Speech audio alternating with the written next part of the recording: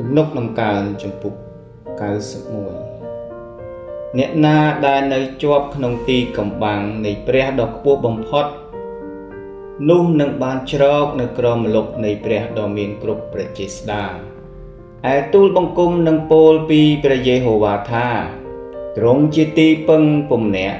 ជាបន្ទាយនៃទូលបង្គំគឺជាព្រះនៃទូលបង្គំហើយទូលបង្គំទុកចិត្តនឹងទ្រង់ពិតប្រាកដជាទ្រង់នឹងជួយឲ្យឯងរួចពីលុបរបស់និទ្រាន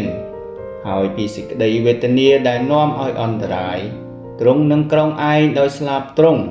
ហើយឯងនឹងជ្រកនៅក្រោមចង្អេងស្លាបរបស់ទ្រង់សេចក្តីពិតរបស់ទ្រង់ជាខែលហើយជាអាវក្រោះឯងនឹងមិនភ័យខ្លាចអ្វីឡើយទោះទាំងសេចក្តីស្ញាញ់ខ្លាចនៅពេលយប់ឬព្រួញដែលហើរនៅពេលថ្ងៃត្រង់ឬសេចក្តីវេទនាដែលតែងមាននៅក្នុងទីងងឹត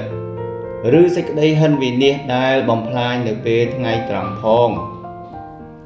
នឹងមានមនុស្ស 1000 នាក់ដួលស្លាប់នៅក្បែរឯងហើយ 10000 នាក់នៅខាងដៃស្ដាំឯងដែរតែសេចក្តីនោះនឹងមិនមកជិតឯងឡើយ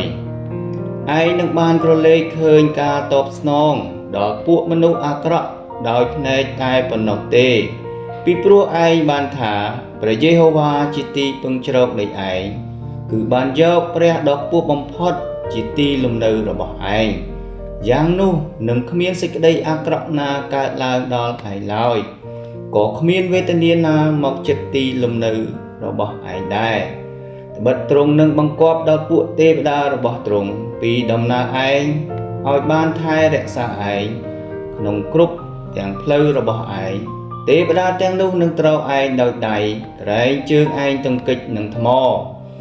ឯងនឹងជន់លើទាំងសត្វសឹងនិងពស់ហនុមានផង